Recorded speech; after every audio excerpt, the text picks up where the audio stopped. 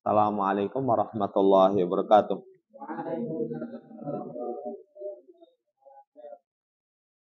Innal hamdalillah nahmaduhu wa nasta'inuhu. Ya ayyuhalladzina amanu taqullaha haqqa tuqatih wa la tamutunna illa wa antum muslimun.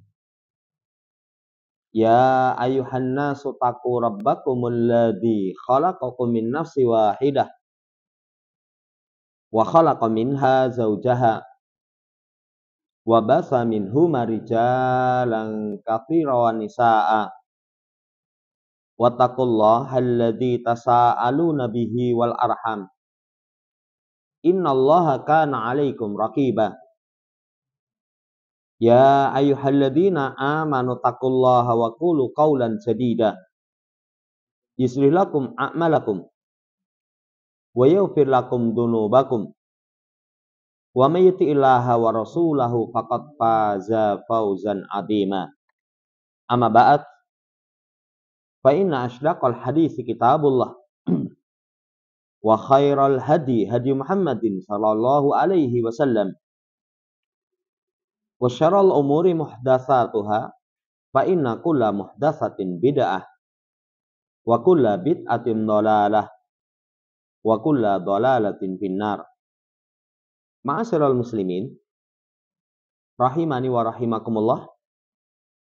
Melanjutkan pembacaan Al-Mulakhasu fi Syarhi Kitab Tauhid. Masuk dalam bab Majaa fi kasratil halif. Bab berkaitan tentang banyak bersumpah. Kenapa banyak bersumpah? Itu satu perkara yang tidak baik dimasukkan dalam pembahasan kitab tauhid. Karena kesempurnaan pentahidan kepada Allah itu memuliakan nama Allah. Kalau seorang banyak bersumpah, itu kurang pemuliaan kepada nama Allah Subhanahu wa taala. Bahkan ada unsur peremehan. Itu sisi pendalilan kenapa banyak bersumpah dimasukkan dalam pembahasan kitab tauhid. Kemudian penulis membawakan dalil tentang tidak diperbolehkannya seseorang banyak bersumpah. Surat Al-Maidah ayat yang ke-89. Kata Allah, wahfadzu aimanakum. Jaga oleh kalian sumpah-sumpah kalian. Allah perintahkan kepada kita untuk menjaga sumpah. Demi yang jiwaku di tangannya. Itu dengan sifat. Itu yang pertama. Jangan bersumpah kecuali dengan nama dan sifat Allah Subhanahu wa taala. Yang kedua, jaga sumpah-sumpah kalian. Kalau seorang bersumpah dengan nama Allah, itu jujur. Itu penjagaan kepada sumpah. Jangan sumpah atas nama Allah, bohong. Pernah kita sampaikan, kalau orang bersumpah dengan nama Allah bohong, ada 3 kemaksiatan. 1, dusta, itu dosa besar. Kedua, dusta diiringkan dengan sumpah. Dengan sumpah. Dengan zat yang maha agung. Itu menjadikan seseorang semakin kuat kepercayaannya. Padahal dia berdosa. Yang ketiganya, sumpahnya dengan zat yang maha agung. 3 kemungkaran. Jadi jaga sumpah kalian. Kalau sudah bersumpah dengan nama Allah, itu dijaga. Yang ketiga, jaga sumpah-sumpah kalian. Jangan gampang bersumpah. Nah ini syahid dari bab tentang kasratul halif. Banyak bersumpah. Orang kalau banyak bersumpah, berarti dia tidak menjaga sumpah-sumpah dia. Gimana caranya supaya seseorang itu tidak gampang bersumpah? Ini dengan kejujuran. Orang kalau terbiasa jujur, nanti ketika dia berucap tanpa penekanan, orang sudah percaya. Kan fungsi sumpah itu untuk menguatkan apa yang kita ucapkan. Kita berucap, orang nggak percaya. Kemudian, wallahi, apa yang saya ucapkan itu benar. Akhirnya orang percaya. Penjagaan kepada sumpah, jangan banyak bersumpah. Caranya membiasakan diri lisan kita, lisan yang jujur. Wallahu ta'ala alam. Ayat ini kalau diambil pelajaran kata penulis. At-tahdiru minas malil halif li ajli tarwiji sila. Li'anna dzalika imtihanun lismillah wa huwa yanqusu tauhidah. Ini nanti kalau digabungkan dengan hadis bawahnya. Al-halifu manfaqatun lil sil'ah, mamhaqatun lil kasb. Sumpah itu melariskan dagangan, kemudian menghapus jerih payah, barokahnya. Menghapus barokahnya. Ini riwayat Imam Bukhari Imam Muslim. Lah dua nas itu peringatan menggunakan sumpah untuk melariskan dagangan. Ini kan kadang ada orang model-model ketika berdagang itu yang dijadikan dagangannya nama Allah. Kalau membeli pakai sumpah, wallahi saya duitnya cuma segini itu mas, supaya nanti ya wis lah. Karena kalau orang mengagungkan nama Allah, disebut nama Allah, dia mesti luluh ketika membeli. Ketika menjual, ya dia pun demi Allah mas, dari ngangsal mang tambahi. Akhirnya dia sebut demi Allah, dereng ngangsal man tambahi, luluh. Saudara yang saya hormati, kalau seorang menggunakan sumpah untuk melariskan dagangan, lah seperti itu tidak diperbolehkan. Wa bayanu ma yatarattabu ala dzalika minad darar. Pertama, kerusakannya kurang pemuliaan nama Allah Subhanahu wa taala. Yang kedua, akibatnya dari bahaya madarat. Apa bahayanya? Satu, dagangan laris. Tapi orang yang beli ataupun orang yang jual itu tidak ridho. Kan kalau orang beli, jadi yang pasaran bersak yuto, tapi dia katakan demi Allah mas, mang tambahi sidik tak tambahi. Penambahannya tidak berdasar dari ketulusan hati, tapi karena pengagungan atas nama Allah. Nanti ketika orang membeli juga begitu. Lah ini sisi kerusakannya. Kerusakan yang kedua, mamhaqatun lil kasb. Usaha yang seperti itu hilang barokah. Usaha yang seperti itu nanti hilang barokah. Padahal orang yang dibutuhkan itu keberkahan. Jual beli barokah. Yang membeli supaya barokah, yang menjual supaya barokah. Itu yang diharapkan. Kalau dapat untung itu barokah, itu yang diharapkan. Tapi kalau orang jual beli dengan sumpah hanya untuk li'ajli tarwij, hanya untuk melariskan, nanti mamhaqatun lil kasb. Usaha dia itu nanti akan hilang barokahnya. Padahal orang menginginkan sekali lagi ketika bermuamalah berkah. Berkah itu kebaikan, terus tumbuh dan berkembang, itu namanya barokah. Ini pelajaran yang pertama. Yang kedua, bayanu ma yatarattabu alal aiman al-kadzibati minal madhar. Penjelasan tentang dampak sumpah dusta dari kerusakan-kerusakan. Ada bahaya-bahaya. Nanti kerusakannya luar biasa. Sumpah dusta. Sumpah dusta. Dianya dosa. Ya, kemudian dia remehkan kurang sempurna tauhidnya.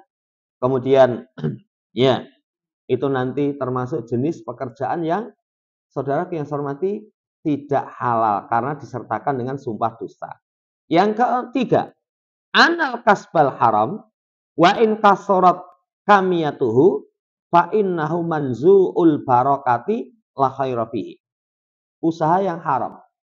Usaha itu ada yang halal, ada yang haram. Ada yang halal, ada yang haram. Halal, haram. Haram itu ada yang jenis, ada yang upayanya. Ada yang upayanya. Kalau jenis misalkan memang pekerjaannya haram, jualan barang haram, ya, atau usaha misalkan dukun, upah perdukunan, perjudian, minuman keras, itu jelas usaha yang haram. Atau prosesnya yang haram. Pekerjaannya halal, tapi di situ dengan proses yang haram. Kalau kemarin Karanganyar itu pernah heboh, jadi Pak Bupatinya itu cek ke satu instansi. Sing absen itu dicek sudah banyak sekali. Ning sing teko itu cuma beberapa orang. Nah tiba nih titip absen. Titip absen nosek, saya nanti teko jam 10. Nah, seperti itu termasuk al-kasbul haram dari sisi usahanya. Kalau pekerjaannya mungkin halal. Lah ini saudara yang saya hormati, walaupun kasurat kamiyatuhu, jumlahnya yang didapat itu banyak, tapi nanti barokahnya tercabut, nggak ada kebaikan. Nggak ada kebaikan. Ini hati-hati jenis-jenis usaha yang haram. Makanya sikap seseorang ketika mencari harta, apa pertama kali?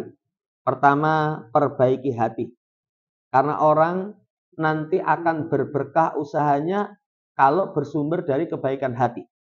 Modal utama untuk mencari harta itu takwa. Laba sabil ghina liman ittaqa. Kata Nabi, nggak apa-apa kaya, yang penting bertakwa. Bagi orang yang bertakwa, jadi perbaiki hati dulu. Yang kedua, pastikan halal.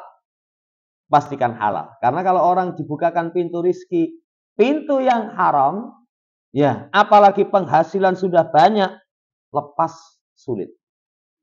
Orang lepas sulit. Apalagi kalau sudah, wah kebutuhan sudah banyak, tercukupi dari situ, penghasilannya haram. Makanya semenjak awal kalau orang mencari nafkah, pastikan yang halal. Pastikan yang halal. Karena orang yang beriman yakin, kalau namanya rizki itu sudah dijatah. Sudah ditentukan. Hanya secara syariat kita diperintahkan ikhtiar, secara hikmah kauniyah, sebab akibat seseorang supaya berusaha semaksimal mungkin. Ini 3 faedah dari 2 nas. Setelahnya, dibawakan riwayatnya Salman. Rasul Shallallahu Alaihi Wasallam berkata, salah satu la yukallimuhumullahu wa la yuzakkihim wa lahum adabun alim. Ada 3 golongan Allah nggak mengajak bicara mereka. Ya, ini kalau bahasa agak keras, dinengke. Itu kalau saya ngenengke Allah, wah sudah. Ya, sudah. Kita ini dinengke sama orang-orang terdekat sakit itu. Punya istri nesu meneng wae, tekoi meneng wae. Ya, nanti sayurnya apa? Terserah. Wah, perempuan itu kalau ngomong terserah itu berarti wes itu. Ya. Itu ada yang tidak baik itu. Apalagi ditanya diem aja. Itu orang-orang terdekat. Apalagi Allah tidak mengajak bicara. Saya teringat kalau dahulu yang Kiai Haji Zainuddin MZ itu. Ya, dipanteng. Didiemin aja katanya. Itu wah sakit sekali. Yang kedua, Allah tidak membersihkan. Semua kita, itu yang kita harapkan di akhirat terpenting. Itu dibersihkan dari dosa-dosa. Dibersihkan dari dosa-dosa. Wala yuzakkihim, Allah nggak bersihkan mereka. Yang ketiga, lebih mengerikan. Walahum adabun alim. Bagi mereka adab yang sangat pedih. Alim. Ya. Siapa 3 yang Allah kasih 3 ancaman itu? 3 golongan yang Allah kasih 3 ancaman. 1, usaimitu zanin. Seorang yang usaimit itu tasgir dari asmat. Yakni fi syahri samatun. Samatun itu syaib. Di kepalanya itu sudah ada uban. Uban itu kalau secara umum itu tanda usia sudah tua. Walaupun mungkin beruban tapi belum tua. Ya ada karena faktor apalah. Ya, bisa karena keturunan, bisa karena ya sering keramas, ireng-irengi luntur katanya. Kalau saya punya teman itu lebih muda, tapi dulu waktu sekolah itu kalau sekolah pakai minyak rambut terus itu. Sekarang itu sama kita jauh sudah rambutnya beruban. Itu bisa faktor seperti itu. Tapi kalau dalam hadis ini, usaimi itu zanin. Sudah beruban berbuat zina, itu sudah tua. Sudah tua. Kalau sudah tua, berbuat zina. Apalagi dengan usaimit. Ini sebentuk sebagai tahkiron lahu. Peremehan. Wong tua kok kaya bayi. Ya, wong tua kok kaya bayi misalkan. Itu peremehan. Usaimi itu zanin. Orang tua berbuat zina. 3 ancamannya. Allah nggak ngajak bicara. Allah tidak membersihkan dosanya, bagi mereka adab yang keras. Kenapa kok demikian keras ancamannya? Karena kalau sudah tua berbuat zina, itu bukan karena dorongan syahwat, tapi karena hawa nafsu. Karena keburukan hatinya. Kan kalau orang sudah tua itu ya nanti semua kita akan merasakan. Wah, kalau isi 40 meduk itu wis ya, semangat-semangatnya. Makanya kalau rabi 40 tahun ke atas rugi, ya. Rabi itu kurkuran itu udah rabi itu, ya. Itu semangat-semangatnya. Tapi kalau sudah 40 ke atas, apalagi sudah, ya, zaman hormati sampai ada orang itu kalimatnya pandangan hidup, ya. Nanti nyawang urip gitu loh. Ada nanti pegangan hidup dicekel baru urip, ya.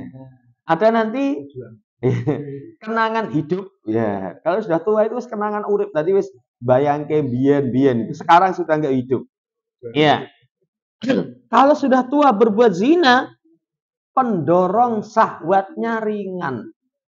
Itu menunjukkan jiwanya yang buruk. Menunjukkan jiwanya yang buruk. Ini yang pertama.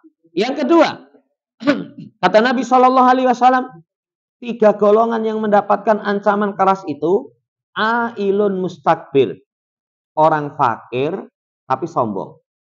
Orang fakir kalau sombong. Orang sombong itu biasanya yang punya kelebihan. Punya kelebihan itu umumnya orang yang sombong. Punya kelebihan cerdas.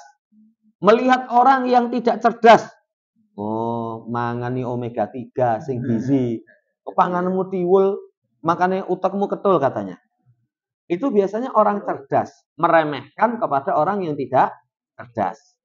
Orang kuat. Meremehkan kepada orang yang lemah. Opo kanginane masuk angin. Ya.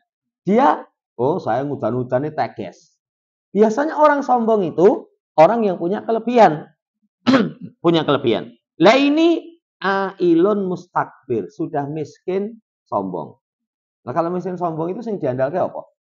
Oh, macam-macam nanti ya, alpatmu tak tabrak sepeda ontelku. Lah ontelmu remek no. Nanti ontelmu remek. Kalau orang kaya mungkin rasa gaya Mas, gundulmu tak tuku saya mampu. Ya, dia punya uang kok ya. Itu punya mungkin sombong karena ada pendorongnya. Ada pendorongnya. Tapi kalau ailun mustakbir, itu jiwanya yang buruk. Jiwanya yang buruk. Kenapa jiwanya yang buruk? Orang fakir tapi sombong. Orang fakir tapi sombong. Ternyata banyak itu.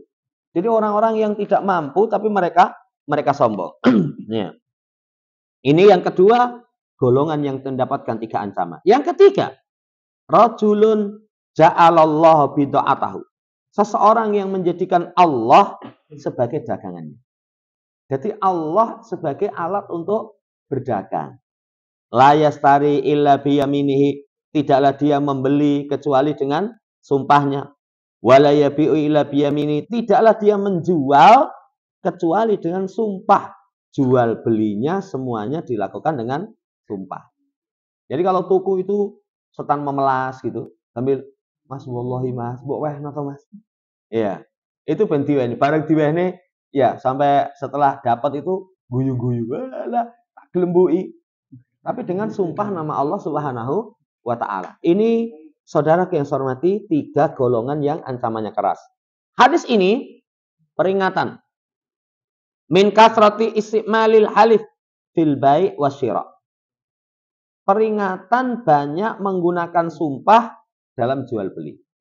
Orang kalau jual beli itu lebih baik mengedepankan kualitasnya. Lebih baik dia sampaikan, oh apa sih kelebihan produkmu dibandingkan dengan yang lain? Punya saya seperti ini. Punya saya seperti ini. Itu kalau orang pintar ngomong, barang itu misalkan cepat basi saja, dia lebih ini, lebih apa bisa, wah kalau produk saya itu lebih bagus. Lah ketahanannya sedino tok.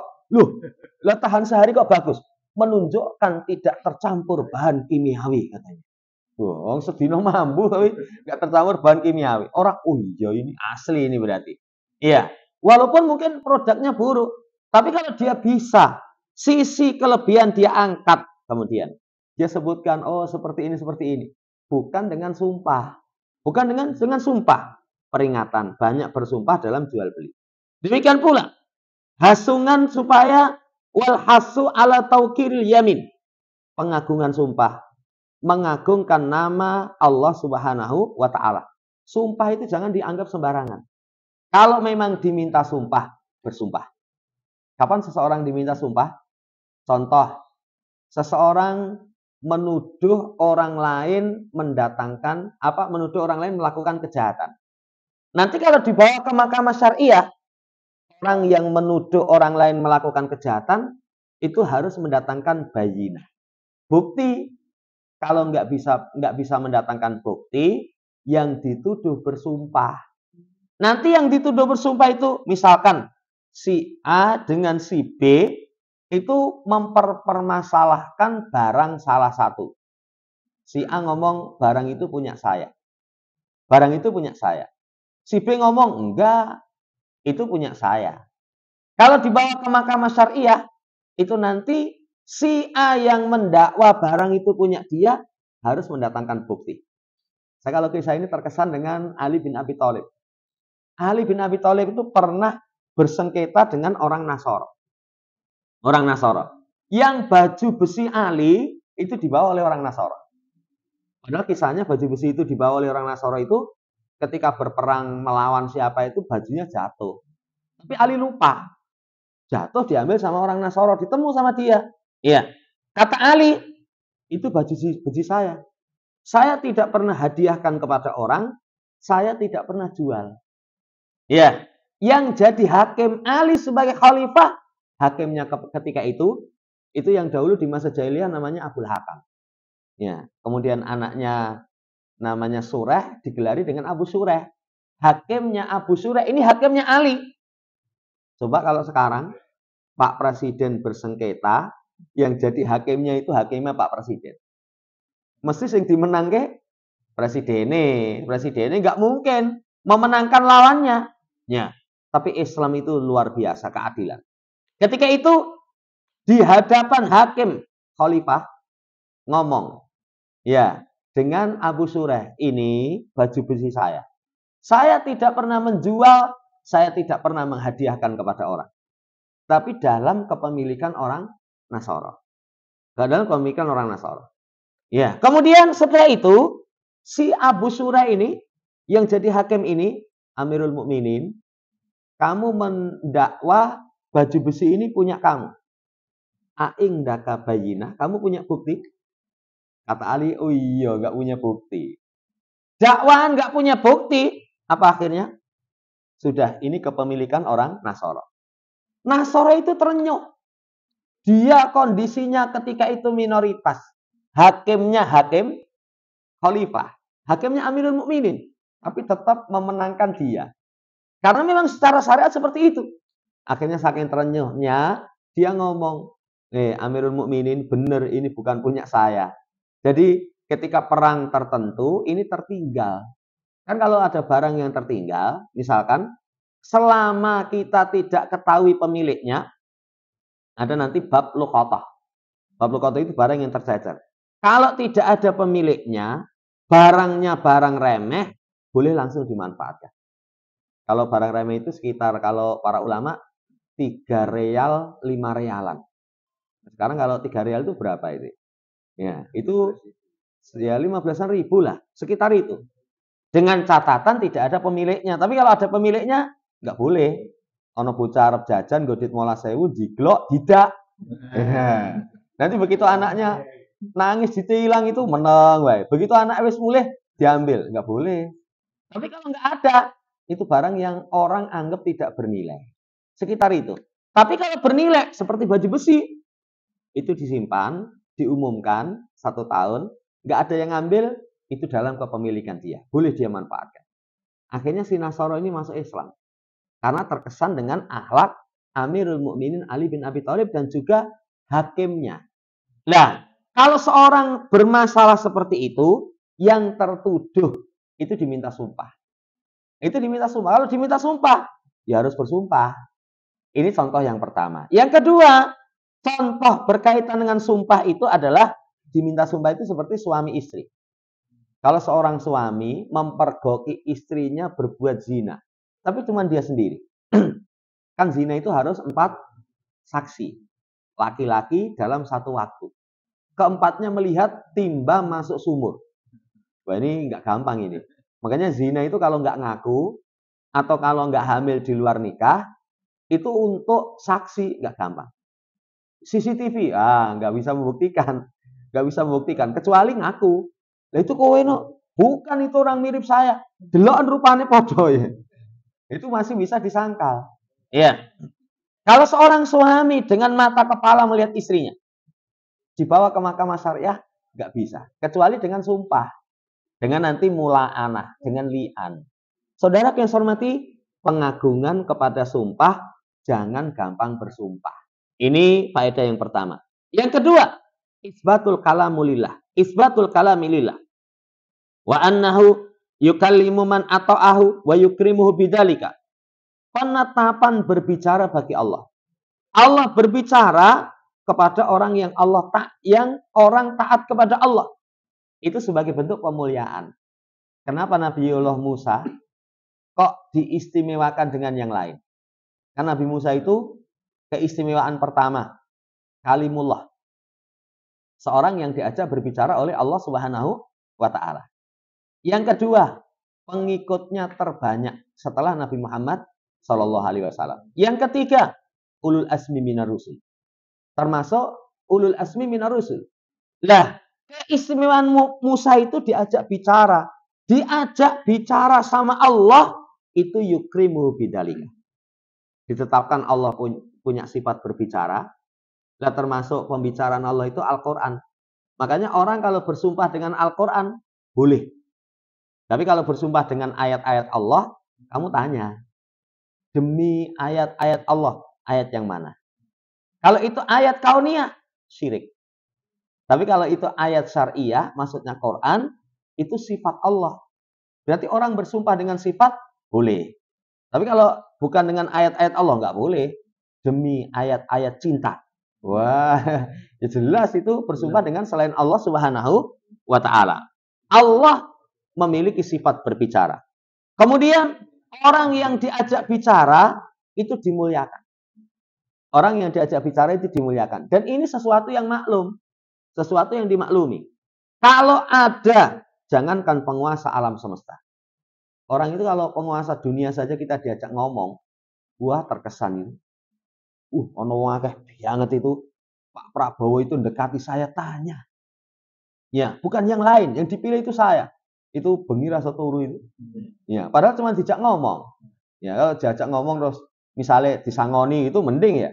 Ya, ini gurjak ngomong tok aja itu sudah merupakan kebanggaan. Ini yang ngajak bicara penguasa alam semesta. Pelajaran yang ketiga. At-tahdhiru min zarimati zina. Peringatan keras dari kejahatan zina. La siyama min kabirisin.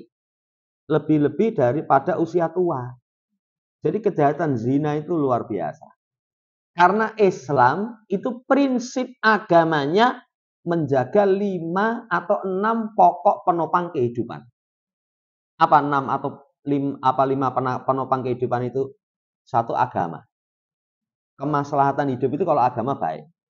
Kedua, harta. Ketiga, akal. Keempat, itu nasab. Ya. Kelima, jiwa. Itu 5 penopang kemaslahatan hidup. Nah, salah satunya nasab. Dengan perbuatan zina, nasab itu rusak. Makanya anak zina itu nasabnya kepada ibu. Nasabnya kepada ibu. Ya, anak zina itu kepada laki-laki yang menzinainya terputus. Terputus. Walaupun kan ada model zina setelah itu dinikahi. Ya, kalau hamil dulu, ya diijab kabulkan, saya sependapat dengan ulama, ijab kabulnya nggak sah. Nanti diulang setelah anak lahir. Untuk membedakan benih yang suci dengan benih yang haram. Dan itu bukan aib. Jadi kalau orang terjatuh dalam perbuatan zina, kemudian dia bertobat, itu sudah bagus. Saya pernah itu dipanggil, ya pengen ketemu, itu sendiri-sendiri. Karena dia punya masalah yang menjadikan dia sedih. Tapi saya terkesan, dia sedih. Apa kesedihan dia? Sekarang sudah baik, tapi zaman dulu ketika muda, wah sudah. Ketika mudanya itu pokoknya ya itu. Ya, dengan perempuan sampai dia cerita lahirlah anak. Nah, dia nikah itu dalam kondisi hamil. Hamil. Nah, sekarang dia sudah tobat. Oh, ini Masya Allah. Yang dia tanyakan, pernikahan saya dulu itu sah apa enggak? Kalau enggak sah, gimana cara memperbaiki? Itu Masya Allah bagus. Cuman saya yang tidak suka, harusnya lain kali kalau tanya kemaksiatan pribadi itu jangan disebutkan pribadi secara khusus. Nanti kalau ketemu orang yang tidak amanah diceritane. Saya sendiri nanti akhirnya ya kaget, oh pribadi gue mbiyen ya nakal loh. Kan akhirnya tahu. Nah kalau masalah pribadi itu mending dengan bahasa yang umum. Ada seseorang. Seseorang itu sopo? Ya pokoknya. Jane awake dhewe. Itu lebih tersembunyi aib yang dia miliki. Zina itu peringatan keras, hati-hati. Karena salah satu perusak penopang kemaslahatan hidup. Nah, ini kalau orang awam, saya kemarin itu ada orang cerita pernikahan kurang 2 minggu atau apa itu. Itu kan sekarang ada kalau trennya orang awam, ritual perpisahan dengan mantan. Wah itu ternyata kurang ajar sekali. Ya, jadi jatah calon mantan itu kan. Itu waliyadzubillah, zina itu. Tapi akhirnya si calon suaminya ini tahu. Padahal sudah beli semuanya perlengkapan komplit. Kurang seminggu atau 2 minggu dibatalkan. Akhirnya apa? Semuanya terkena pengaruh. 2 keluarga besar. Lah ngopo? Ya, akhirnya tahu semua. Alhamdulillah. Sing laki ini alhamdulillah nggak lanjut. Dan kalau lanjut misalnya, iki anakku anaknya kono gitu. Nanti kan rusak. Zina itu hati-hati. Di masa sekarang itu termasuk satu hal yang kita harus waspada. Kejahatan zina itu keras. Itu keras. Kenapa? Karena merusak nasab. La siyama min kabirisin. Lebih-lebih di usia tua. Makanya usia tua itu yang kita dituntunkan berlindung. Su'i kibar. Dari kejelekan usia tua. Dikir pagi, dikir sore itu. Ya, dari kejelekan usia tua. Nanti Imamul Bukhari itu dalam Sahih Adabul Mufrad, dalam kitab Adabul Mufrad sanad hadisnya sahih. Termasuk doa yang Nabi ajarkan itu berlindung kepada Allah min syarril mani. Dari keburukan mani. Keburukan mani. Ada itu orang salah satu usia tua tapi fitnah berkaitan dengan itu tadi. Allah takdirkan usia tua, pasangannya meninggal. Setelah pasangannya meninggal, dia akhirnya bingung penyalurannya kemana. Ya, akhirnya terjadilah dalam perbuatan zina. Ini usia tua. Jadi kalau orang usia tua, ya nanti kalau memang apalagi jiwanya busuk. Saya cerita ada orang ya belum sholat, tapi alhamdulillah itu bukan orang-orang yang memiliki pemahaman yang benar. Tapi ya sholat, bojone tuwek. Nah, bojone tuwek itu kalau diajak kumpul katanya sudah nggak mau, sakit katanya. Akhirnya apa? Ya sudah tua, cerai. Setelah cerai, dia zina dengan orang lain. Tapi kalau di kelompok itu kalau zina kan ada penebusan dosa, bayar karo amire itu. Wah, rusak ya. Ya sudah rusak. Jadi dia terkena fitnah syahwat, tambah lagi terkena fitnah subuhat, kerancuan dalam perkara agama. Waspada dari kejahatan zina, apalagi di usia tua. Makanya berlindung kepada Allah. Dua tadi. Min su'il kibar, wa min syarril mani. Dari kejahatan, ya dari kejelekan mani. Kalau orang sudah tua, apalagi zina, mati ketika berbuat zina. Diberitakan banyak. Ya, jadi mbah tuwek gitu kok iso mati itu piye? Ya ngombe obat kuat. Ya, setelah itu sewa pelacur, akhirnya jantungnya jebol. Ya, mati dalam kondisi seperti itu, su'ul khatimah. Waliyadzubillah. Yang keempat, at-tahdhiru minal kibar. Minal kibri. La siyama fi hakil fakir. Peringatan sombong lebih-lebih berkaitan dengan orang yang fakir. Orang itu kalau lemah kekurangan, harusnya kelemahan kekurangan itu mengantarkan tawadhu. Mengantarkan tawadhu. Ya, itu harusnya seperti itu. Tapi kalau orang misalkan lemah, pendorongnya itu untuk melakukan kesombongan, nggak ada kok sombong, ya orang diremehkin. Pak Cuili ketemu wong gede dhuwur, oh tak keplek sisan. Sing gede dhuwur cuma mesam-mesem. Lah lele ku tak tuting ngono geblak ya. Nanti kan nggak ada kehormatan. Orang fakir juga begitu. Tapi ada orang-orang fakir itu yang sombong, yang sombong. Jadi dia fakir tapi sombong, omongannya gumbede. Ya, suka meremehkan orang. Wal billah. Seperti ini, saudara yang saya hormati, kembalinya keburukan jiwa. Maksiat itu kalau pendorong kemaksiatannya besar, orang masih maklum. Orang masih maklum. Misalkan zina. Usianya berapa? 20 tahun. Dengan usianya berapa? 80 tahun. Orang masih maklumi 20 tahun, ya benar. Bocurung duwe, pegangan tinggi, ya. Akhirnya terjadilah perbuatan zina. Orang masih maklumi. Tapi kalau 80 tahun, itu mbah, kudune golek jalan padang malah golek jalan bayi katanya. Ya. Kan terlalu. Itu menunjukkan hatinya yang busuk, hatinya yang busuk. Ya sama, orang fakir sombong, apa yang mau disombongkan? Orang fakir sombong, apa yang disombongkan? Enggak ada. Nah, ini menunjukkan jiwanya yang buruk. Selesai kandungan dari hadis. Setelahnya dibawakan riwayat yang sahih dari hadisnya Imran Ibn Husain. Beliau berkata Rasulullah SAW, khairu ummati qarni, sumalladina yalunahum, sumalladina yalunahum. Sebaik-baik umatku kurunku. Kemudian setelahnya. 3 kurun.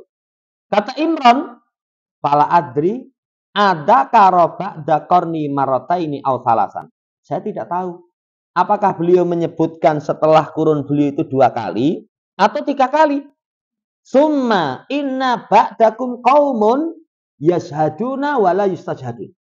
Wa yahununa wala yu'tamanun. Wa yanduruna wala yufun wa yadharu fihi musliman.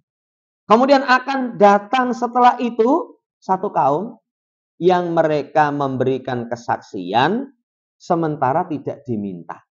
Tidak diminta. Ini menunjukkan kefasikan. Kalau orang memberi kesaksian tidak diminta. Kalau kesaksian yang dimaksud itu kesaksian palsu. Ya, orang nggak diminta kesaksian langsung memberikan kesaksian palsu untuk memenangkan kedoliman. Ya, untuk memenangkan kedoliman. Ya, seperti itu namanya tercela. Tapi ada itu orang memberikan kesaksian tanpa diminta untuk memenangkan kebenaran. Nah, itu baru terpuji. Saya pernah ada orang punya tanah pinggir jalan raya. Itu sama seseorang itu diduplikat sertifikat.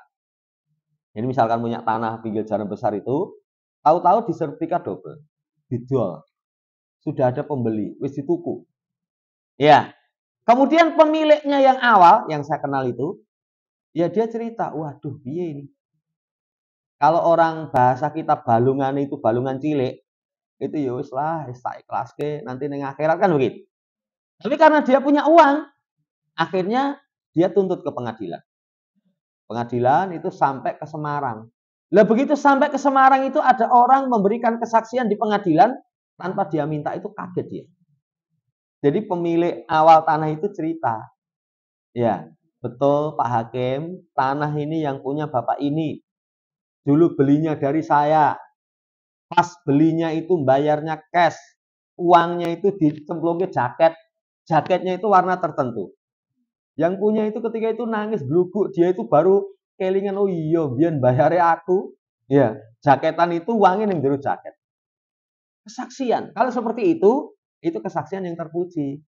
Tapi kalau kesaksian yang itu dalam rangka syahadat zur, itu yang tercela. Yang tercela. Ini saudara yang saya hormati, kaum setelah 3 generasi awal. Kemudian berkhianat kemudian tidak dipercaya oleh manusia. Wala ya'taminuhumun nas. Manusia tidak mempercayai. Parah ini. Kalau orang berkhianat ya tidak dipercaya, sudah rusak. Pengkhianatan itu bukan akhlak seorang muslim. Bahkan akhlaknya munafik. Akhlaknya munafik itu kan pernah kita sampaikan. 5. Percaya, khianat, ngomong, dusta, berjanji, mengingkari, selisih, curang. Yang terakhir kalau sholat, males-malesan. Mau tambahkan lagi, tidak ingat kepada Allah kecuali hanya sedikit. Itu sifat munafik. Nah, kaum setelah itu rusak. Berkhianat, tidak dipercaya. Yang setelah itu bernadar tidak disempurnakan. Karena nadar itu kalau nadar taat wajib disempurnakan. Wajib disempurnakan. Nah, ciri kaum yang jelek itu Kalau bernadar tidak disempurnakan. Yang terakhir, ya haru bihi musiman. Nampak asiman. Siman itu kasratul lahmi. Gemuk, banyak dagingnya. Ya, cuman gemuk yang tercela ini ketika litana umihim wa ghaflatihim anil akhirah. Bersenang-senang, bernikmat-nikmat, lalai dari negeri akhirat. Karena ada orang gemuk itu ternyata bukan sumbernya karena, wah lu mangane pol-polan, bukan itu. Ada orang memang sejak cilik itu dideloki fotone, oh aku lemu gawan bayi no. Iya, gawan bayi. Ada orang kalau memang tipe tubuhnya itu tidak gemuk, saya berapa kali itu kalau mangan dengan seseorang itu, wah, mangan itu kadang 2 kali lipat, 3 kali lipat. Ning awake rasa lemu itu. Ya, rasa lemu ada ya. Tapi ada orang mangan nyimit-nyimit gitu, tapi ternyata bisa gemuk. Nah, gemuk yang tercela itu litana umihim. Karena memang bernikmat-nikmat. Bernikmat-nikmat. Lalai dari negeri akhirat. Lalai dari negeri akhirat. Ini saudara yang saya hormati ciri kaum yang buruk. Hadis ini apa pelajarannya? Pelajarannya utamanya 3 kurun atau 4. Sahabat, tabi'in, tabi'ut tabi'in. Ini generasi terbaik. Generasi terbaik. Bahkan Nabi SAW apalagi generasi pertama. Sumber keselamatan mengikuti mereka. Kan disebutkan umatnya terpecah menjadi 73 golongan. Itu umat yang memenuhi seruan Nabi, Muslim. 72 di neraka, 1 di jannah. Siapa 1 itu? Nabi sebutkan yang semisal aku dan para sahabatku hari ini berada di atasnya. Makanya kalau pengen selamat, ikuti jalan generasi awal umat ini. Sahabat, tabi'in, tabi'ut tabi'in. Ini yang pertama. Yang kedua, damut tasarruk fi syahadah. Tercelanya tergesa-gesa dalam memberikan kesaksian. Seseorang itu kalau memberikan kesaksian timbang baik buruk, ada maslahat, ada madharat, jangan langsung semangat. Bahkan orang kalau terlalu tergesa-gesa itu ada kalanya terluput dari kemaslahatan dan hikmah. Apalagi ini seputar persengketaan. Apalagi ini seputar kesaksian. Nah kalau sampai syahadatuz zur, wah bahaya. Bahaya sekali. Ini tercelanya tasarruk. Makanya Islam menuntunkan supaya kita itu at-ta'ani. At-ta'ani itu dipertimbangkan, dipikirkan, tidak tergesa-gesa, tapi waktunya tepat. Kan kalau kita kadang mikir kesuwen, terluput. Nah, mikirnya kesuwen. Tuku bakso gelem apa ora? Mikir. Lah sing jual bakso itu dorongan. Wis teko Bangjo sana. Gelem. Telat, Mas. Bakule bakso udah sampai sana. Itu mikir terlalu lama, terluput dari kesempatan. Tapi kadang orang yang mikir terlalu cepat, tapi akhirnya menyesal. Orang yang bijaksana itu at-ta'ani. Tidak tasarruk, tapi juga tidak berlambat-lambat. Ini yang kedua. Yang ketiga, damut tahawun bin nudur. Tercelanya peremehan nadar. Jadi kalau orang nadar taat, dia remehkan. Karena nadar itu meminta kepada Allah sesuatu, kalau Allah beri, dia wajibkan ketaatan yang tidak wajib asalnya. Contohnya kalau Allah beri kepada saya, ya misalkan punya rumah di tempat ini, nanti saya akan berpuasa 1 bulan. Ya, betul Allah kasih. Kemudian setelah itu dia tidak segera puasa. Itu tercela. Karena orang kalau janji dengan makhluk saja, penundaan janji itu sudah cukup. Ngomongnya kemebul barengan undi. Iya, nggak ada bukti. Nggak ada bukti itu sama makhluk.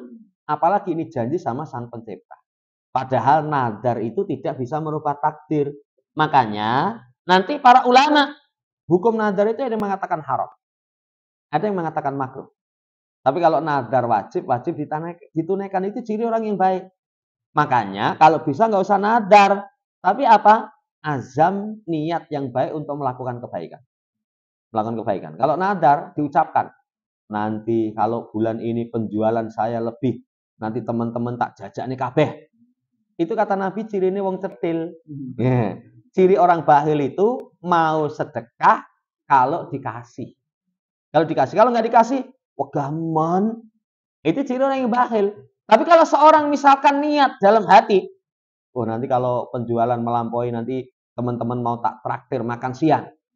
Ya, setelah penjualan melampaui betul, bareng dihitung, wah teman-teman akeh meni, entah akeh meni, ora sido. Itu enggak berdosa. Kenapa? Bukan adat. Ini saudara yang saya hormati, yang ketiga. Yang keempat, tercelanya khianat. Khianat itu satu perkara yang tercela. Yang kelima, damut tana'um warahbati fid dunya wal i'rad anil akhirah. Tercelanya bersenang-senang, sangat rakus kepada dunia, lalai dari negeri akhirat. Orang itu boleh bersenang-senang dan dunia, tapi nggak boleh melalaikan akhirat. Sampai ulama yang bikin kaget itu ada ayat wabtaghi fi ma atakallah darul akhirah. Wala tansa nasibaka minad dunya. Cari apa yang Allah datangkan dari kenikmatan negeri akhirat. Jadi kita itu fokusnya negeri akhirat, tapi jangan lupakan kesenangan bagianmu di dunia. Yang jadi pembahasan para ulama tajwid itu walatan sanasi bahkan minat dunia. Orang sama dunia cinta apa enggak? Cinta. Orang cinta mungkin terlupa? Enggak mungkin lupa. Kita cinta sama istri, wah keluar itu, wah aku lali tak kira isi bujangan. Enggak kan mungkin enggak? Enggak mungkin. Ya, lo punya istri kok aku lali. Lah kalau cinta kan enggak mungkin lupa. Enggak mungkin lupa. Kita sama dunia cinta, tapi kata Allah wala tansa, jangan kamu lupa. Nah itu salah satu pelajarannya. Satu, ya, dengan bahasa yang seperti itu supaya menghilangkan kesan. Oh, gur akhirat toh. Jadi kalau sudah akhirat tuh mangan enak ra oleh. Piknik enggak boleh. Enggak, ya, enggak. Akhirat itu tujuan pokok, tapi dunia kamu boleh nikmati. Kamu boleh nikmati. Kata-kata jangan kamu lupa itu mengingatkan kepada kita bahwasanya bersenang-senang selama dalam batas yang mubah, hak-hak ditunaikan boleh. Makanya coba pelajaran kemarin hari tasyrik. Hari tasyrik itu kata Nabi, hari makan minum dzikir. Makan minum kok dzikir? Makan minum itu senang-senang. Itu dunia. Tapi ingat zikrullah. Dzikir kepada Allah. Nanti dalam ayat banyak sekali. Yang kemarin saya rapat itu ada warga pengen piknik sekali-kali mbok warga kita piknik gitu loh. Lepas usulan gitu ono sing salah satu warga itu ternyata dalam Islam itu diasung untuk piknik. Ya, ada ayatnya loh katanya. Ya. Cuman saya Arab ngelingke itu piye gitu. Jadi membawakan ayat famsu fi mana kibiha wa kulu mirizkih wa ilahin nusur. Famsu fi mana kibiha, berjalanlah dalam penjurunya. Berarti piknik kok, jalan-jalan. Ya, kemudian wakulu mirizki, kulineran. Ya, setelah itu wa ilai nusur, ingat kamu akan kembali kepada aku. Waduh, ngawur ini. Padahal itu bukan ayat seperti itu. Bukan seperti itu. Kembali saudara yang saya hormati, makan minum tapi zikir. Itu menunjukkan senang-senang urusan dunia boleh, tapi ingat kepada Allah Subhanahu wa taala. Dan ingatnya kepada Allah itu enggak semua kok. Kita berapa jam atau jangankan jam, menit lah. Berapa menit kita diminta oleh Allah untuk meluangkan waktu sholat, cuman sekian menit. Jadi kalau sak rakaat itu misalkan 2 menit, sedino gur 17 rakaat. Berarti 17 kali 2, 34 menit. Setengah jam mundur sidik itu. Iya, kan sedikit. Kalau berkaitan dengan infak, berapa banyak yang Allah minta infak kepada kita? Wa mimma razaqnahum yunfikun, mimma sebagian. Enggak semua itu. Enggak semua. Lah ini menunjukkan saudara yang saya hormati, senang-senang dengan urusan dunia boleh, tapi ingat akhirat.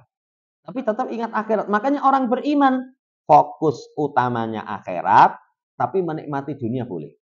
Punya rumah bagus boleh. Tapi kalau rumah bagusmu menghalangi sholat subuh berjamaah, ngopo bareng omahe anyar ora tau subuh ning masjid. Wah, penak tenan ning omah iki. Jadi saya ngelilir itu mesti 6:30. Wah, omahmu brokno wae itu. Ya itu mengganggu. Kalau seorang misalkan seneng-senengan dan dunia, ada orang mancing itu wah seneng luar biasa. Tapi kalau melalaikan ketaatan, waduh ndengi ora salat asar iki. Lah ngopo? Mancing. Wah, spotnya bagus. Oh, opo spotnya bagus ya. Wah, iwak itu wis nyenengke. Tapi lupa sholat asar, itu pancing mudi klek-klek gitu loh. Kalau zaman Nabi Sulaiman itu kan pernah ngurus jaran sampai terluput sholat asar. Jaran ini dibelah kabeh. Akhirnya Allah ganti dengan yang lebih baik, diganti dengan angin. Ya, kita juga begitu, dulu bal-balan lali sholat isya ke masjid. Pipi ini dikepruk. Itu senang-senang boleh, tapi jangan melupakan akhirat. Ya. Pelajaran yang terakhir, ilmu dari tanda kenabian Nabi. Ketika Nabi menghabarkan sesuatu terjadi, yaitu menunjukkan zaman hormati itu beliau merupakan seorang yang nabi. Wallahu ta'ala. Kemudian setelah itu masih mirip sebaik-baik manusia kurunku, baru setelahnya. Lalu datang satu kaum, kesaksiannya itu ya mendahului sumpahnya. Sumpahnya mendahului kesaksiannya. Tadi kita sampaikan. Ada kalanya orang itu diminta sumpah, tapi belum diminta sudah bersumpah. Itu tercela. Ya. Kemudian Ibrahim mengatakan kanu yadribunana ala syahadati wal ahdi wa nahnu sighar. Mereka memukul kami atas kesaksian dan atas janji yang kami waktu itu masih kecil. Kami waktu itu masih kecil. Ini menunjukkan pelajaran tambahannya. Para ulama terdahulu itu sama anak-anak dididik. Dididik kayak anak kadang kan kalau anak nggak paham, ya punya anak lanang TK ya di sekolah nih. Sekolah rumah cerita karo Abi nih. Nih Abi, ustazahku cantik sekali loh. Ya, ya seperti itu. Dikandani, nggak boleh kayak gitu, nggak boleh kayak gitu. Ya, apa malah orang malah teko, mintakan WA nih ustazah. Wah, Pak rusak ini. Kayak rusak. Tapi ini contoh ya, anak dididik. Anak dididik. Ini termasuk pembicaraan-pembicaraan seperti itu. Kesaksian ataupun janji-janji. Ini dididik semenjak kecil. Semenjak kecil. Kadang anak itu mulai kecilnya sudah ngibul. Wah, aku yang diditake ngono tak tukokne pesawat terbang loh. Ya, oh saya lihat ceritanya anak-anak itu karena seperti itu. Itu dikandani, jangan kayak gitu. Janji-janji yang seperti itu tidak baik. Ini dulu yang bisa kita baca. Insya Allah di pertemuan seterusnya nanti masuk pada maja'a fi dzimmatillah wa dzimmati rasulih. Demikian. Sebelum ditutup, barangkali yang ditanyakan.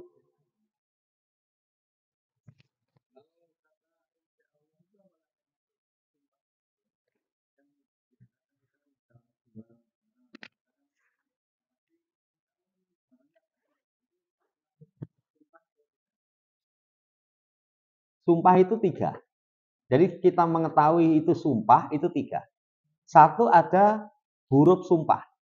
Huruf sumpah itu kalau dalam bahasa Arab wa, ta, ba, di, ba. Tapi kalau dalam bahasa kita demi.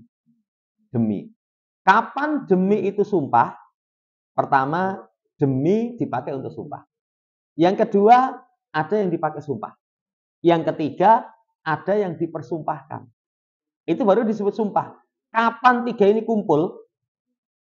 Ada watul qasam, ada sumpah. Yang kedua, yang dipakai sumpah. Yang ketiga, yang dipersumpahkan. Itu berarti sumpah. Makanya kalau orang sumpah, demi Allah, berarti demi alat sumpah, yang dipakai sumpah Allah, baru nanti yang dipersumpahkan. Demi Allah, Mas, ini asli. Itu namanya sumpah. Insya Allah bukan. Jadi insya Allah itu bukan termasuk alat untuk sumpah. Wallahu ta'ala.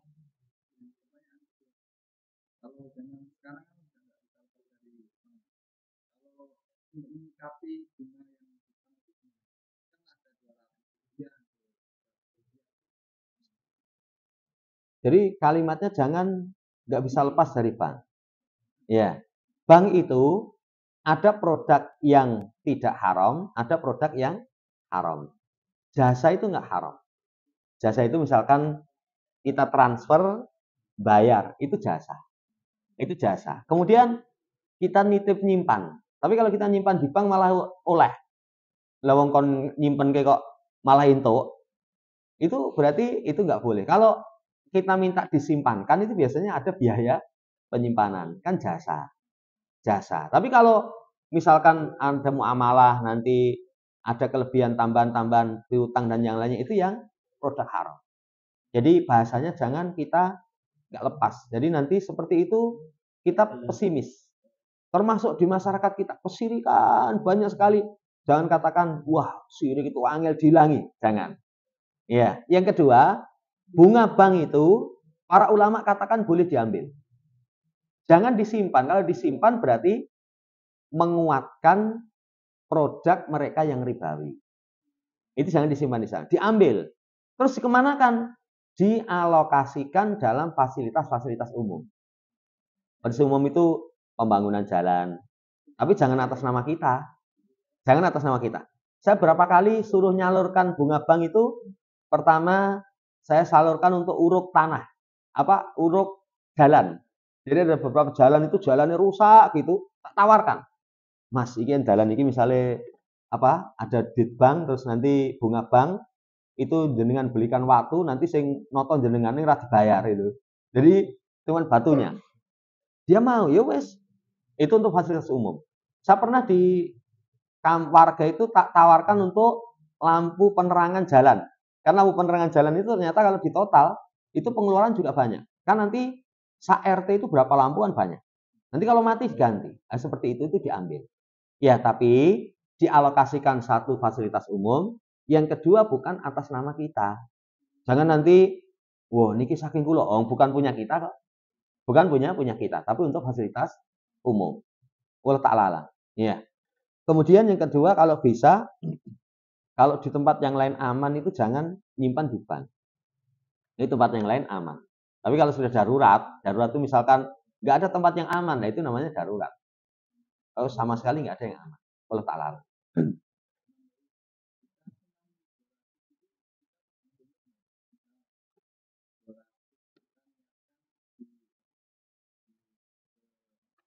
Sekalian di tempat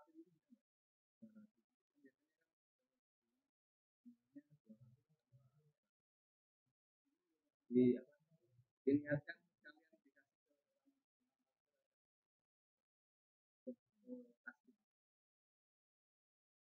Berarti sudah kita bawa uangnya. Kan dari ATM kan kita ambil 50.000. Kan niatkan ambil bunganya. Ya kalau dikasihkan kepada fakir miskin boleh. Untuk mereka diperbolehkan. Ya. Ya silakan aja kalau mereka misalkan tukang parkirnya itu fakir miskin. Itu diperbolehkan. Loh kono wong tukang parkir sugih. Loh di mana itu ada yang tukang bersih masjid itu ternyata kaya raya. Kaya raya. Oh, tukang parkir becak itu ada loh. Jenengan becak loh, kula nggih namung dolar agak Mas. Jadi ora butuh duit. Itu nggak boleh kita alokasikan untuk fakir miskin kalau memang dia bukan fuqara masakin. Itu wallahu ta'ala alam, termasuk bunga bank boleh. Ya.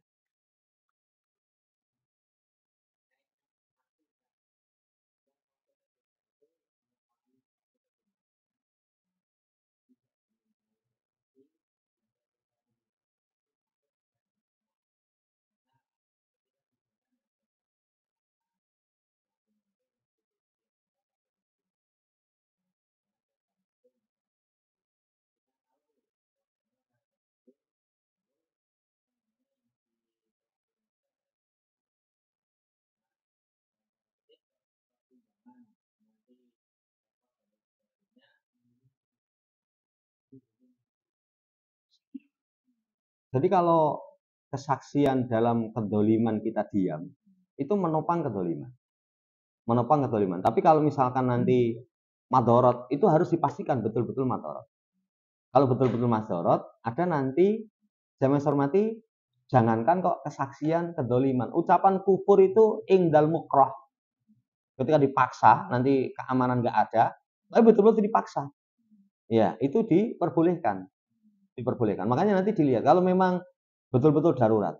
Nah, kalau sekarang di era sekarang itu kayaknya orang ngancem-ngancem nggak berani. Apalagi kita punya bukti video itu viral kayak itu wedi nanti. Nah, ini buktinya ada no. Iya. Wallahu ta'ala. Cukup sampai sini. Mungkin itu yang bisa kita sampaikan. Kurang lebihnya mohon dimaafkan. Subhanakallahumma rabbana bihamdika asyhadu an la ilaha illa anta astaghfiruka wa atubu ilaik. Assalamualaikum warahmatullahi wabarakatuh.